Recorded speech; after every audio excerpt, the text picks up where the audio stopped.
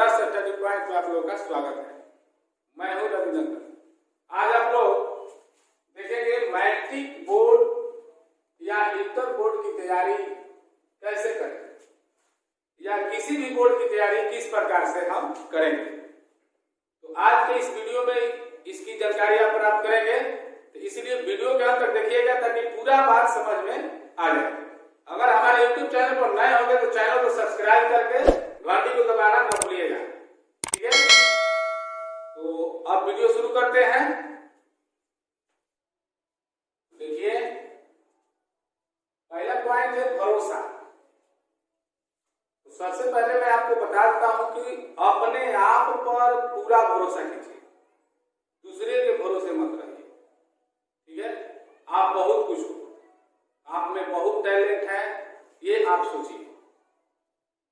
आत्मनिर्भर, अपने आप पर निर्भर होइए, दूसरे पर निर्भर न रहिए। कुछ विद्यार्थी ये सोचते हैं कि फलाना है, दोस्त है, मान लीजिए कहीं कोचिंग पढ़ रहे हैं, वहां तो आपका काम चल जाता है, लेकिन परीक्षा में नहीं काम चलेगा।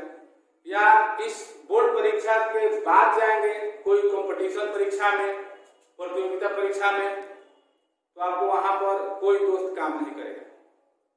इसलिए अपने आप पर उम्मीद जताइए, भरोसा कीजिए, ठीक है। अगला पॉइंट है, अगर देखिए पढ़ाई का कोई समय नहीं होता, लेकिन मैं ये देखता हूं कुछ विद्यार्थी के क्या होता है, वो आगे से पढ़ते जाता है और पीछे से भुला जाता है।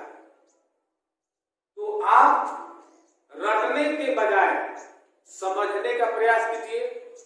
अगर आपको याद नहीं हो रहा है, आप कुछ देर में भूल जाते हैं या 1-2 दिन याद रहता है उसके बाद भूल जाते हैं, तो आप समझने की कोशिश कीजिए और अपने भाषा में उसको याद कीजिए, कहानी जैसा। और भोर के समय में अधिक से अधिक पढ़ाई करें, क्योंकि भोर के समय में पढ़ने से विद्यार्थी का दिमाग में सीधा घुसता है जो भी बात पढ़ता है। और एक बात ध्यान रखिएगा कि अगर मान लीजिए कि 3 बजे या 4 बजे भोर में उठ गए पढ़ने के लिए, आंख मुंह धोया, कुल्ला कलाली किया और पढ़ने बैठ गए, ठीक है। 1 घंटा पढ़े, उसके बाद आप सोच रहे हैं कि 1 घंटा पढ़ लिए, चलिए अब सो जाते हैं। तो एक बात का ध्यान रखिएगा कि भोर में पढ़ने के बाद फिर सोना नहीं। आपको नींद फिर लग रहा है तो उठकर घूमने लगे या बाहर निकल जाइए, ठीक है। लेकिन पढ़ने के बाद सोना नहीं। भले 3 बजे उठकर पढ़ना चाहते हैं, 3 बजे मत उठिए, 4 बजे उठिए, पूरा बिहान कर दीजिए पढ़ते पढ़ते, ठीक है। अगर मान लीजिए कि पढ़ते पढ़ते मन उब जाता है तो थोड़ा घूमना भी चाहिए, थोड़ा सा ब्रेक ले लीजिए, ठीक है। अगर टाइम टेबल बनाकर पढ़ाए, मतलब कि सभी विद्यार्थी सब विषय में तेज नहीं होते, कुछ ही विद्यार्थी होते हैं। और एक बात मैं आप लोगों को बता देता हूं कि जो विद्यार्थी होते हैं वो कमजोर होते ही नहीं, जो विद्यार्थी नहीं होते हैं वही कमजोर होते हैं। कुछ विद्यार्थी नाम के विद्यार्थी होते हैं, ऐसे उनको कहीं मान लीजिए कोचिंग में जा रहे हैं, उनको पढ़ाई से मतलब नहीं, सिर्फ जाना है, आना है, जाना है, आना है, तो वो विद्यार्थी ही नहीं, ठीक है। क्योंकि उसे विद्या के अर्थ को जानकारी ही नहीं है। आप लोग को पता होगा कि विद्यार्थी किसे कहते हैं, जिन्हें विद्या के अर्थ का अर्थ क्या होता है उसे मालूम है, वही विद्यार्थी होता है, ठीक है। अगर विद्यार्थी का सदी विच्छेद करके आप लोगों को बताऊं तो आप लोग समझ जाएंगे, ठीक है। जैसे मान लीजिए होता है विद्या प्लस अर्थ, जो विद्या के अर्थ को जानता है, और दूसरा विद्यार्थी क्या होता है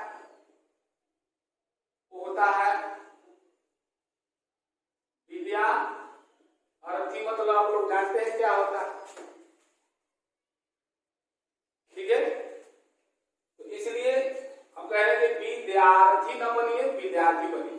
ठीक है।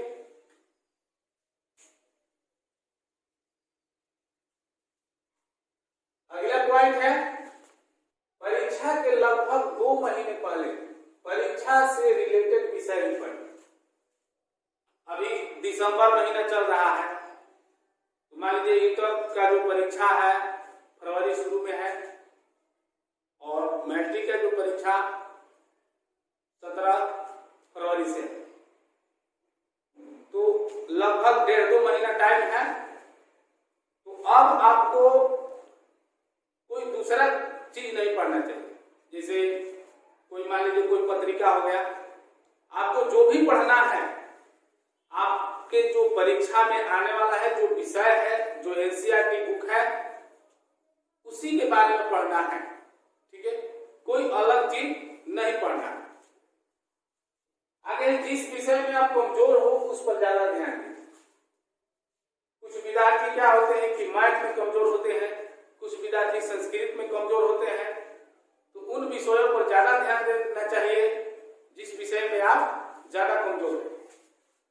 पढ़ाई के बीच में ब्रेक, अभी हमने पीछे बताया था कि पढ़ाई में बीच में मान लीजिए पढ़ते पढ़ते मन नहीं लग रहा है, तो कुछ ब्रेक ले लीजिए, कुछ 15-20 मिनट के इधर उधर टहल लीजिए, और फिर आंख मुंह धोकर फिर पढ़ने बैठ जाइए। ठीक है। आगे है, अच्छे दोस्तों के साथ रहें। दोस्त बहुत से होते हैं, कुछ दोस्त होते हैं बनाने वाले और कुछ बिगाड़ने वाले भी होते हैं। तो ये चीज आपको सोचना है कि हम किनके साथ रहें,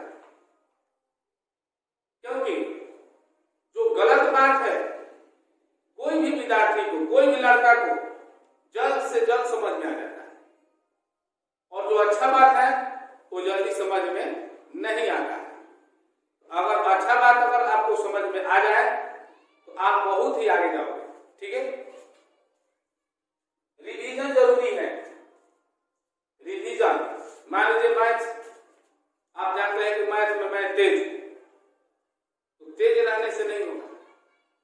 आपका दिमाग अभी कच्चा, आप कुछ समय बीत जाएगा आपका, आप कुछ मैथ बनाने लगेंगे, जैसे मान लीजिए टीचर की तरह हो जाएंगे, तो आपका जो दिमाग है पक जाएगा, तो उस समय आप भूलिएगा नहीं। आप किसी भी मैथ को ढंग से बना सकते हैं। ठीक है। हम लोग भी मैथ बनाते हैं, कभी कभी कोई चीज मिस्टेक हो जाता है, तो मिस्टेक तो माइनर बात है, कभी ना कभी मिस्टेक होना ही है। ठीक है। इंसान ही गलती करता है।